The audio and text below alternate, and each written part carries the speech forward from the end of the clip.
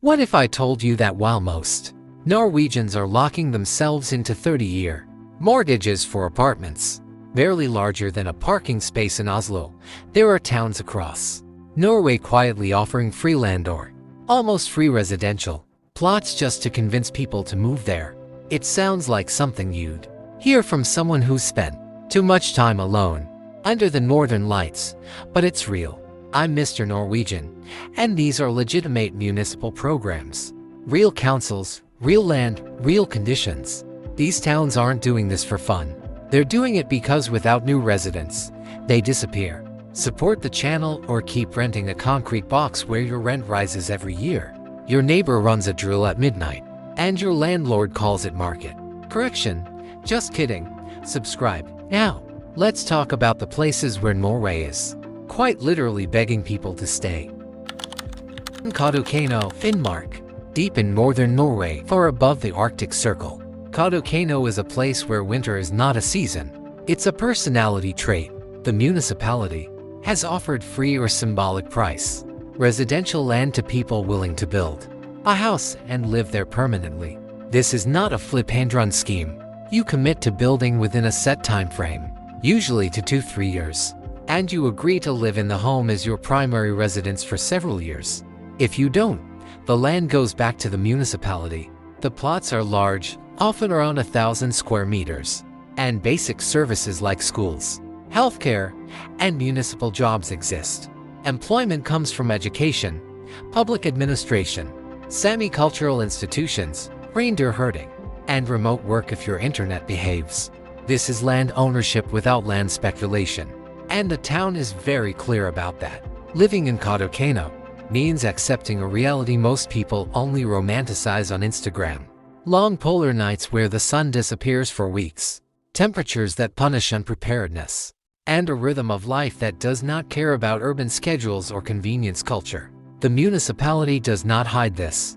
In fact, it filters people intentionally.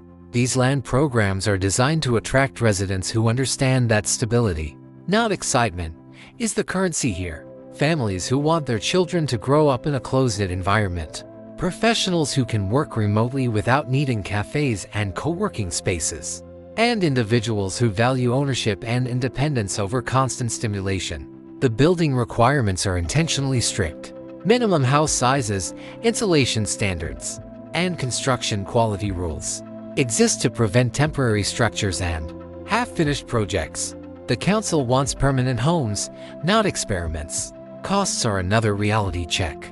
While the land may be free or symbolic, building in the Arctic is not cheap. Transporting materials, hiring skilled labor, and meeting northern construction standards adds to the budget. A modest home can easily reach 3 to 4 million Norwegian kroner. But here's the difference that matters. There is no inflated land cost, no bidding wars, no artificial scarcity driven by investors. When you finish building, you own something tangible, without a lifetime of mortgage pressure hanging over your head. For many, that trade-off is worth the isolation. In return, Kautokeino offers something increasingly rare in modern Norway: the ability to own land and housing without being trapped in decades of debt, surrounded by nature that is not curated or commercialized, and embedded in a community that still functions because people rely on each other. It's not an easy choice, but it's an honest one. And that honesty is exactly why Kautokeino sits at the top of this list. Viksfjord, Finnmark. Sitting on Norway's northeastern coastline, Viksfjord is a working fishing town that still has jobs but keeps losing people. To slow the decline, the municipality has offered free residential plots to families and workers who are willing to build and actually settle there. The conditions are strict but honest. Approved building plans, construction within a defined period, and a residency commitment of several years. Break the agreement and the land returns to the council. No loopholes, no creative accounting. Life in Viksfjord is shaped by the sea, harsh weather, and real work. Housing costs, however, are a fraction of what you'd pay in southern Norway, which is exactly the point. What makes Viksfjord different from many struggling towns is that it still has an economic backbone. This is not a museum village kept alive by nostalgia or seasonal tourism. Fishing, fish processing, logistics, and port-related industries still operate year-round, providing real employment opportunities for people willing to work. That's precisely why the municipality focuses its land incentives on workers and families, rather than investors or retirees looking for a novelty address. They need people who will clock in, pay taxes, send their kids to school, and keep the town functioning as a living community rather than a slowly fading outpost. The building requirements are intentionally non-negotiable. You must submit proper architectural plans, meet modern energy and insulation standards, and complete construction within the agreed time frame. This ensures that new homes are built to last in a climate where wind, salt air, and winter storms will destroy anything built cheaply or carelessly. The municipality is not interested in half-finished shells or temporary solutions that become permanent eyesores. They want solid houses and permanent residents. That clarity discourages speculation and filters out anyone looking for shortcuts.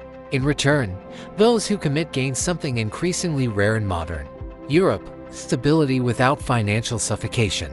Daily life in Bixfjord is not built around cafes, lifestyle branding, or remote work fantasies. It is built around shifts, tides, weather forecasts, and community routines.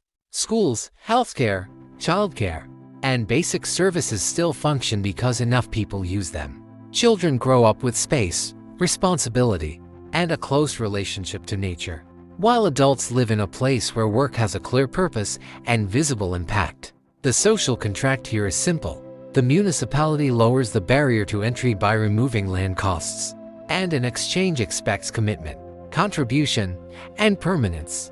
If you leave early or fail to build, the land goes back. If you stay, you become part of a town that actually needs you. Gamvik, Finnmark. Gamvik is one of the northernmost municipalities in Europe, with a population barely above 1,000. The council has offered free or near-free land because without new residents, there is no long-term future. This is not lifestyle marketing. This is survival policy. There are no malls, no nightlife, and no convenience culture. What you get instead is silence, face, and a municipality that genuinely wants you there. Building is required, residency is mandatory, and speculation is not tolerated. Gamvik offers one of the clearest examples of land being used as a last resort tool to keep a town alive. Financially, however, Gamvik changes the equation completely. Removing land costs from the housing equation makes ownership achievable for people who would never qualify for property in southern Norway, even though construction costs in the far north are higher due to transport and labor. The absence of land prices still reduces total housing costs dramatically. Instead of carrying massive debt for decades, residents can realistically aim for ownership with manageable loans or even near debt-free living. Community life in Gamvik is small, direct, and unavoidable in the best way. Everyone knows everyone, not because it's charming, but because it's necessary. People rely on each other, and participation is not optional if you want the town to function. Schools, local services, and community facilities depend entirely on population stability. That's why every new resident matters. Gamvik's free land program is not an incentive designed to sell a dream. It's a practical tool to keep the town alive. If you can handle isolation, climate, and limited choices in exchange for space, ownership, and financial freedom, Gamvik offers something rare in modern Norway: a real chance to build a life without being crushed by housing costs. What Gamvik demands in return is realism and resilience. Winters are long, transport is limited, and services operate on necessity rather than convenience. You plan ahead, you fix things yourself, and you accept that nature, not schedules, sets the pace. This filters out anyone chasing novelty or social media aesthetics. Those who stay are people who understand trade-offs and are willing to live with them long-term. For the municipality, success is not growth in the traditional sense. There is no ambition to expand, brand, or attract outsiders in large numbers. The goal is continuity. Enough families to keep the school open, enough workers to justify services, enough taxpayers to maintain infrastructure. Gamvik is honest about what it offers and what it does not. There is no promise of upward mobility, cultural abundance, or constant stimulation. What it offers instead is control over your cost of living, proximity to raw nature, and the rare experience of being genuinely needed by the place you live. For some, that is not a compromise. It is the point. Hasvik, Finnmark. Located on Sraya Island, Hasvik is isolated, wine-beaten, and brutally honest about what life there involves. Fishing and public sector jobs dominate employment, and population decline forced the municipality to offer free land and housing incentives.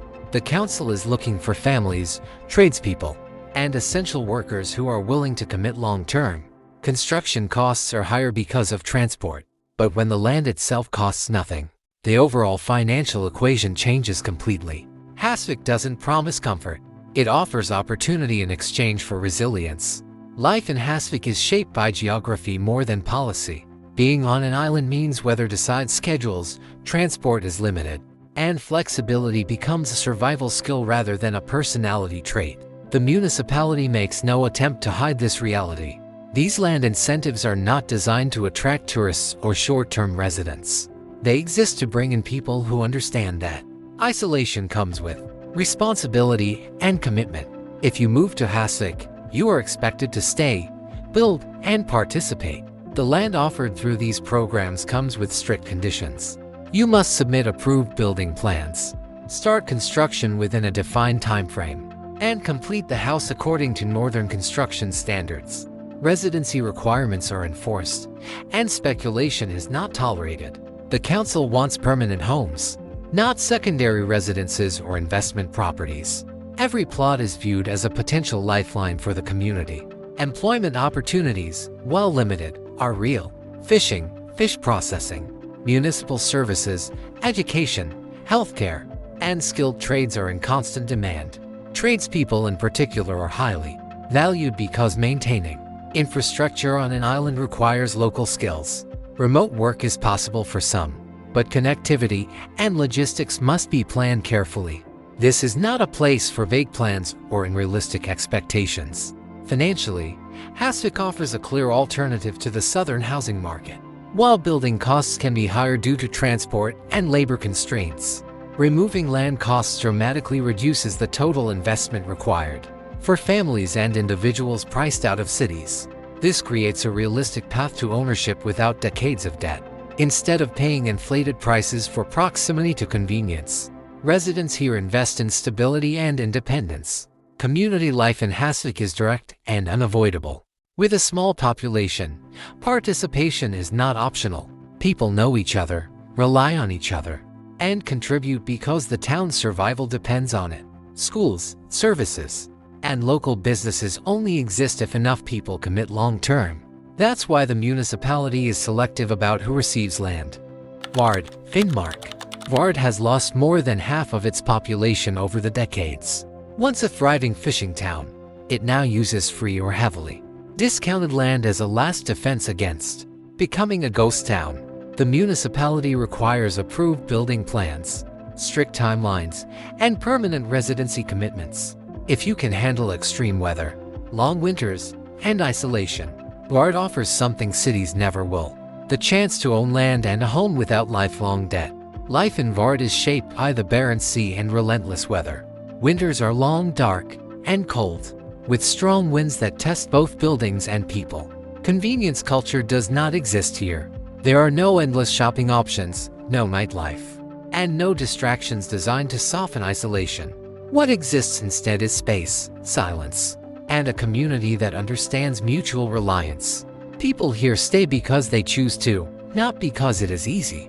Employment opportunities are limited but essential.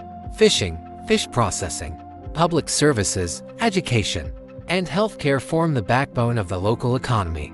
Remote work is possible for some, but anyone considering it must plan carefully around connectivity and logistics. Vard is not a place where opportunity finds you. It's a place where you arrive with intention and a clear plan. Financially, Vard changes the equation in a way few Norwegian cities can. By removing or drastically reducing land costs, the municipality makes ownership achievable for people who would otherwise be locked out of the housing market entirely. Even with higher construction costs due to location, The total investment remains far lower than purchasing property in urban areas. This allows residents to focus on living rather than servicing debt. Vard's land programs are not promises of comfort or growth. They are offers of stability in exchange for commitment. If you are willing to accept isolation, harsh climate, and responsibility, Vard offers something increasingly rare in Norway: the ability to build a permanent home without sacrificing your financial future to it. Here, life rewards resilience over convenience. Daily routines are slower, deliberate, and shaped by nature rather than schedules. Children grow up close to the sea. Seasons dictate work and rest. And self-reliance becomes a skill, not a slogan. Vard does not sell a dream of rapid success or comfort. It offers something quieter but deeper: control over your time, your home, and your future, earned through patience and commitment rather than endless financial pressure. Relocate, Finnmark. Relocate has experimented with low-cost and sometimes free land initiatives aimed at young families and essential workers. The logic is brutally simple. No people means no school. No school means no future.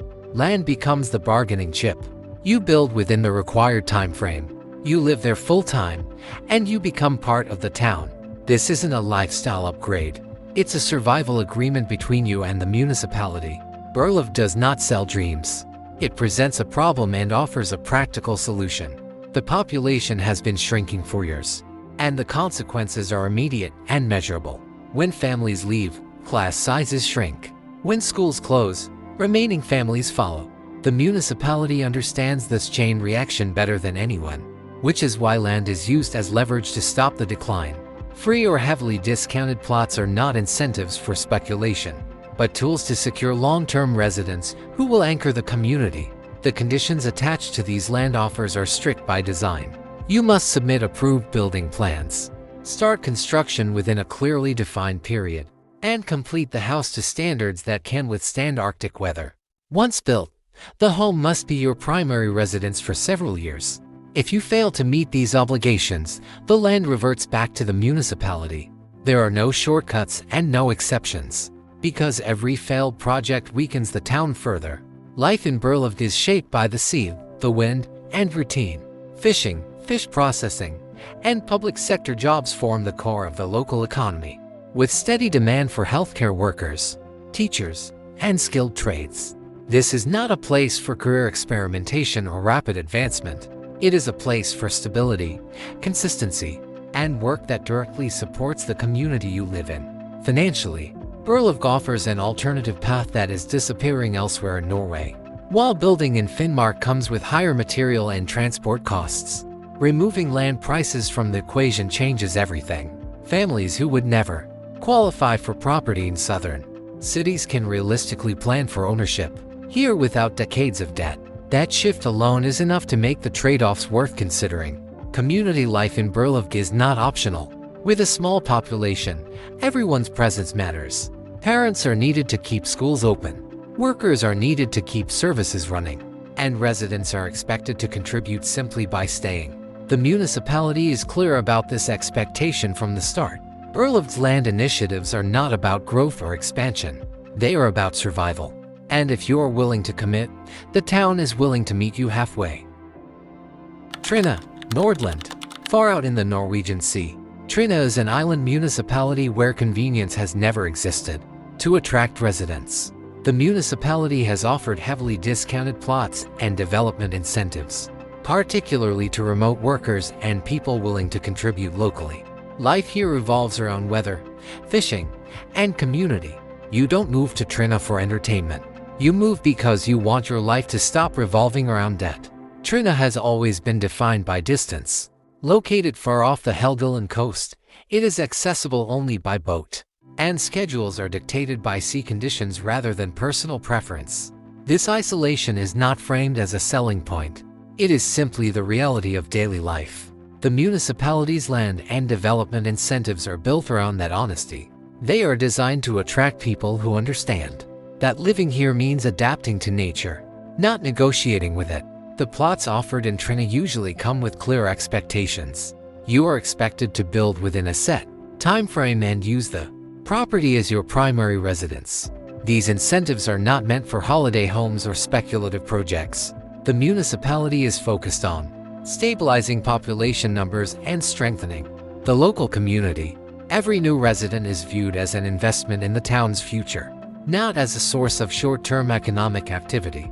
Employment opportunities in Trinna are limited but consistent. Fishing and marine-related work remain central, supported by public sector roles in education, healthcare, and municipal services. In recent years, remote work has become increasingly important, and Trinna has quietly positioned itself as an option for people whose income is not tied to location. That said, remote work here requires discipline, planning, and acceptance of occasional disruptions. This is not a place for people who need constant connectivity and backup options. Financially, Trinna offers a rare reset. By keeping land costs low and offering development incentives, the municipality removes one of the biggest pressures facing modern households. While construction and logistics are more expensive due to island transport, the overall cost of ownership remains far below urban levels. This allows residents to build modest, durable homes without taking on extreme debt. Over time, that difference reshapes daily life. Fewer hours are spent chasing income, and more time is spent simply living. Community life in Trinna is small, direct, and unavoidable. With a limited population, everyone contributes simply by being present. Events, local initiatives, and basic services depend on participation rather than convenience. This creates a sense of shared responsibility that is difficult to find elsewhere. Kvinong in Troms County. Kvinong has used symbolic land prices and strict build and live requirements to attract permanent residents. The goal is not growth, it's survival. The municipality wants families who will keep schools open and people who will stay, not treat the town as a temporary experiment. The land may cost almost nothing, but the commitment is real. Kvinong sits between mountains and fjords, geographically beautiful but economically fragile. Like many small municipalities in northern Norway, it has watched its population decline year after year, with young people leaving and few returning. The land incentives exist because without intervention, basic services begin to collapse. Schools, healthcare access, and local infrastructure all depend on having enough permanent residents. This is the context behind the symbolic land prices. They are not gifts, they are tools. The conditions attached to these plots are clear and deliberately strict. Buyers must submit approved building plans, begin construction within a defined time frame, and complete the home according to modern standards suitable for northern climates. Once built, the house must serve as the owner's primary residence for several years. Failure to meet these conditions results in the land reverting back to the municipality. There is no tolerance for speculation or short-term occupancy. Every plot is intended to become a long-term home. Employment opportunities in Kvinong are limited but essential. Public sector jobs, education, healthcare, and local services form the backbone of the economy, alongside some fishing and small-scale industry. Remote work is increasingly relevant here, but like everywhere in the far north, it requires realistic expectations around infrastructure and connectivity. This is not a place where you arrive without a plan and hope to figure things out later. Financially, Kvinong offers a path that has disappeared in much of Norway. When land costs are removed from the housing equation, ownership becomes achievable again, even with higher construction costs due to location and logistics. Total expenses remain far lower than buying property in urban areas. For families priced out of cities, this creates a realistic chance to build a stable life without being buried under debt. Community life in Kvinong is small and functional rather than curated. People stay because they are needed. Participation is not framed as a social activity but as a necessity. Schools stay open because families commit. Services exist because residents remain. The municipality is transparent about this expectation from the beginning.